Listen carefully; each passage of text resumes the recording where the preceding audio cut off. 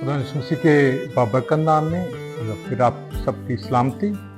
हम दुआ के ताल्लुक से सीख रहे हैं और कलाम मुक़द्दस के यूहन्ना की इंजील मुक़द्दस उसका 15वां बाब और 7वीं आयत लिखा है, अगर तुम मुझ में कायम रहो और मेरी बातें तुम में कायम रहें तो जो चाहो मांगो वो तुम्हारे लिए हो जाएगा।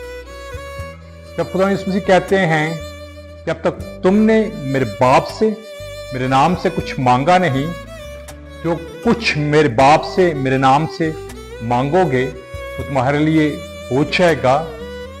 तो इसका मतलब है कि उसके नाम के साथ जुड़ना जरूरी है।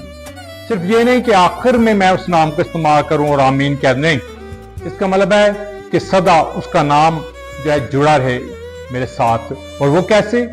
जब मैं तो फारा को कबूल करूं, उसके किए गए काम को कबूल करूं और उसके नीचे जो है जिंदगी को बसर करूं और उसका नाम मेरे नाम के साथ जो है वो एक हो जाए।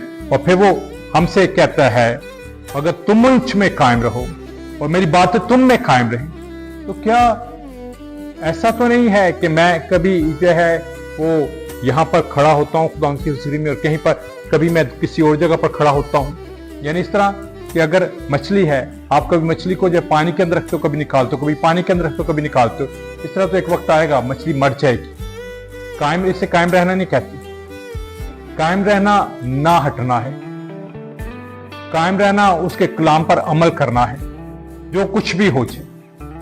अगर मैं चाहता हूं मेरी दुआएं सुनी जाएं तो वो मुझे जो है आसान बताता है कि भाई मुझ में कायम रहो, मेरी बातों में कायम रहो और फिर मेरा नाम इस्तेमाल करो और फिर जो है कुदरत को बहते हुए देखो।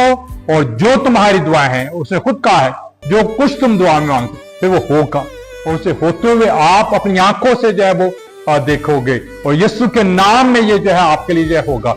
करना क्या है? उसमें कायम रहना है और एक पल के लिए नहीं, पूरी उम्र के लिए, जब तक आप जमीन पर हो, यीशु के नाम में। आमीन।